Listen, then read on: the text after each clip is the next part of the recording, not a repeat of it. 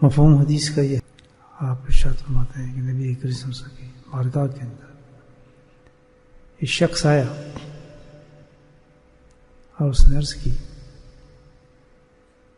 کہ یا رسول اللہ صلی اللہ علیہ وسلم ای الذنب اکبر عند اللہ. بڑا اونچا سوال تھا. ایسے سوال کرتے تھے وہ لوگ. سبحان اللہ. کہ اللہ کے پیارے نبی ہمارے ماں باپ آپ پہ قربان ہوں، یہ تو فرما دیں کہ اللہ کے نزدیک سب سے بڑا گناہ ہے کیا چیز؟ کتنی بڑی بات ہے. اگر یہ بات پتہ چل جائے، جو چل گئی ہے اور پتہ بھی ہے ہمیں، تو بس سننے چھوڑ دیں. ہاں ایسے ہی ہے، طبیعت اور مزاج ہمارے ایسے بن چکے ہیں. سنتے رہو. سننا بھی اتنا کہ ووکیبلری میں اضافہ نہیں ہو رہا. سننے کے بعد بھول بھی جاتے ہیں کل کیا بات تھی، آج کیا بات کی. سمن بکم فہم لا یرجعون. اللہ تعالیٰ انسان کے قلوب پر جب سزا یہ ہے اللہ تعالیٰ دیتا ہے کہ جو میرے نافرمان ہوتے ہیں ان کے دلوں پر مہر کر دیتا ہوں، اندر کوئی چیز جاتی نہیں ہے.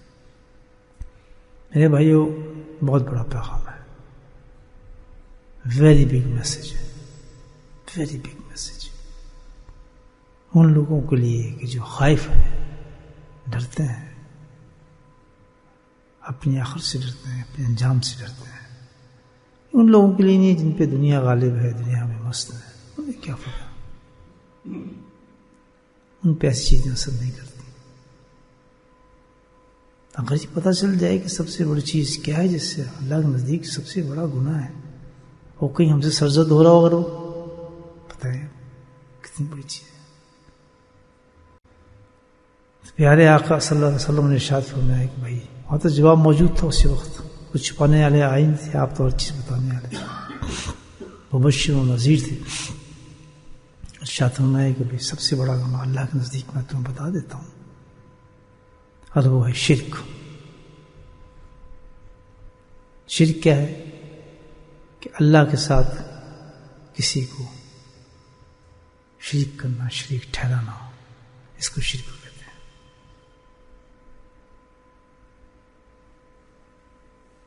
پوچھ تو رہا ہے، مومن انسان پوچھ رہا ہے، اللہ کے نبی سے پوچھ رہے ہیں. اللہ کے نبی سے پہلے تو یہی کہنا چاہیے تھا. تمہیں اس سوالوں کو پوچھنے کی ضرورت کیا ہے؟ تمہارے سے کوئی تعلق نہیں ہے، تم تو مومن ہو.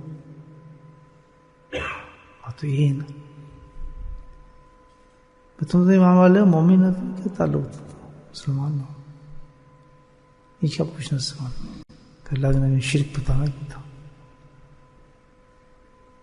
تو پہلا ڈاؤٹ تو یہیں ختم ہو جاتا ہے. شرک ایسی زبردست گھناؤنی چیز ہے، اللہ اکبر، کہ اس میں ہر آدمی ملوث ہو سکتا ہے اور اس میں شامل ہو جاتا ہے. استغنا نہیں ہے ہر ایک کے. شرک بڑا کتنا ہے، کتنا بڑا گناہ ہے شرک کا بھی دیکھیں. کہ اللہ سبحانہ تعالیٰ نے قرآن حکیم میں ارشاد فرمایا ہے شرک کے بارے میں کہ اتنا بڑا گناہ ہے شرک جو ہے کہ سارے گناہوں کو تو میں معاف کر دوں. قدرت اللہ تعالیٰ کی قدیر ہے. کوئی انسان جتنے بھی گناہ لے آئے، جتنے بڑے بڑے گناہ ہوں اس کے پاس، میں قادر ہوں اس کو معاف کر دوں گا. لیکن میں رب کہتا ہوں کہ ایک گناہ کو میں معاف نہیں کروں گا انسان کے. وہ کیا ہے؟ اللہ کے ساتھ کسی کو شریک ٹھہرانا، جس کو شرک کہا جاتا ہے. میرے مولا سبحان. اور گناہ سزا کیا ہوگی؟ کہ جہنم کی آگ سے کبھی نہیں نکل سکے گا، اور بدترین عذاب کے اندر شامل ہوگا شرک کرنے والا شخص. شکر کریں اللہ کا کہ اللہ نے ہمیں ایمان عطا فرمایا. یہ شرک ہے کہ اللہ کے احکامات جو ہوں اس کے مقابلے میں آدمی کسی اور کے احکامات کو پسند کرتا ہو دل سے، مشرک ہے. اللہ کا حکام ہے، کوئی حکم ہے، احکامات ہیں، اس کے مقابلے میں انسان کسی اور کے احکام کو پسند کرتا ہو، مشرک اٹھے گا.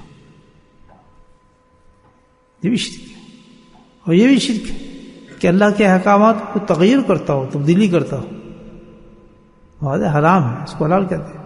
جو حلال ہے اس کو حرام کہتے ہیں. مناسب کہہ دے بلکہ عمل بھی اس پہ یہی ہو، وہ مشرک ہے. اور یہ بھی شرک ہے، یہ بھی دیکھیں آپ، یہ بھی شرک ہے.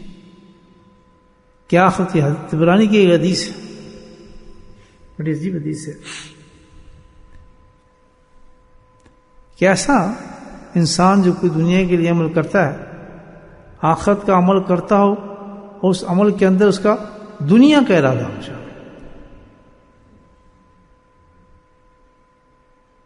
عمل آخرت کا کرتا ہو اور اس کا شامل کیا ہو اس کے اندر دنیا کا ارادہ شامل اس عمل کے اندر، وہ مشرک ہے.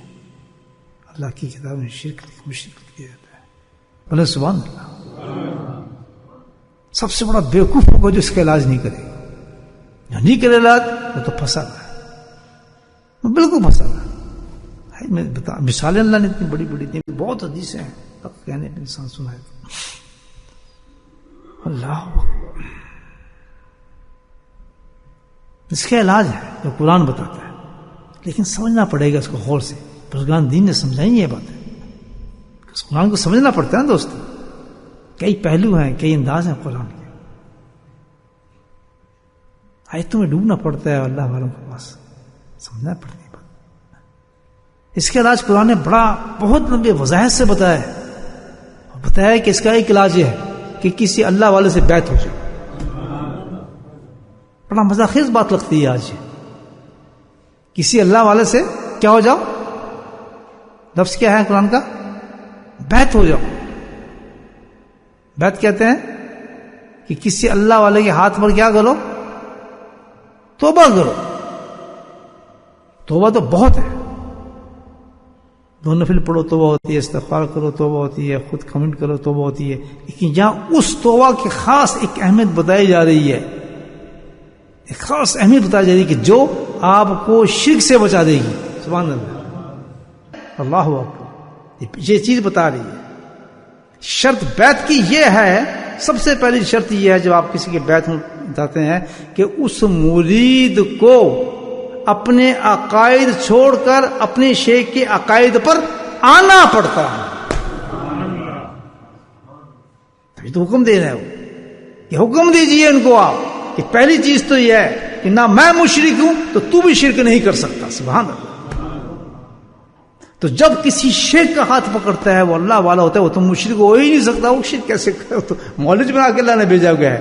جب وہ اس کے پاس جائے گا تو ہوگا کیا؟ اس مرید کا مکمل طور پر عقیدہ وہی ہو جائے گا جو اس کے شیخ کا عقیدہ ہے.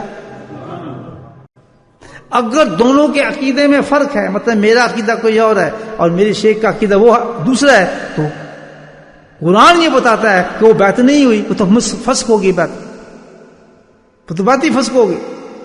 جب تک مرید کا وہ عقیدہ نہیں بنتا جو بعین شیخ کا عقیدہ ہے، سمجھ آئے بات میں نہ آئے، اس کو سب سے پہلے یہ اپنے آپ کو ضم کرنا پڑتا ہے شیخ کی ذات میں کہ جو تیرا عقیدہ ہے وہ میرا عقیدہ ہے. تو شیخ تو ہو جاتا ہے وہ حدیانت پہ کام ہوتا ہے. الحمدللہ جب شیخ اعلیٰ درجے کا محد ہوگا، شرک سے اللہ نے اس کو پاک کیا ہوگا، تو جس وقت مرید آئے گا ہزاروں عقیدوں کے ساتھ آتا ہے، ہر قسم کے ہوتے ہیں ہزاروں عقیدے کے ساتھ آتا ہے، اور جب آ کے اس کے پاس بیٹھتا ہے تو اس کو تسلیم کرنا پڑتا ہے کہ شیخ تو میں مرید تو جبھی بنوں گا جو تیرا عقیدہ ہے اس کو بعین دل سے قبول کرتا ہوں اور ساری زندگی اس عقیدے کے ساتھ گزاروں. تو شرک رہا دوستو